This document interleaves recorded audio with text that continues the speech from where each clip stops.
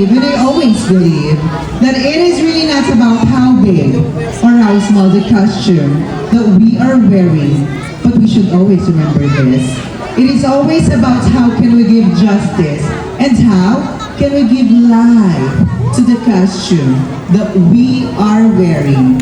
Well, gems cannot be polished without friction, and a man cannot be perfect without trials.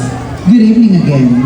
I am Pia Garcia, and I am very proud 33 years old stunner. I am all the way from the home of the Enchanted Kingdom, the Lion City of the South, Santa Rosa City, province of Laguna. And I am also proud to say that I am your Miss Gay Santa Rosa 2016. Your Pagirl ng Tondo, Manila 2018. Your Laguna Gay Queen 2019.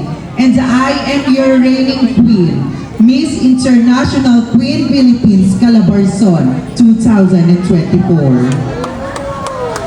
And ladies and gentlemen, tonight, please do allow me to stand by the name.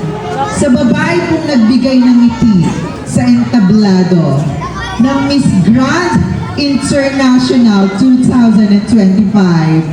And yes, ako nga po ang isa sa mga tunay na kawangis na nag-iisang Barbie doll ng Miss Grand, binibining Emma Mary Tiglao.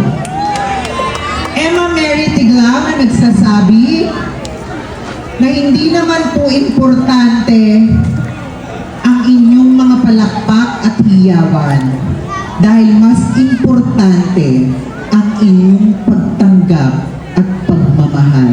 Maraming salamat po.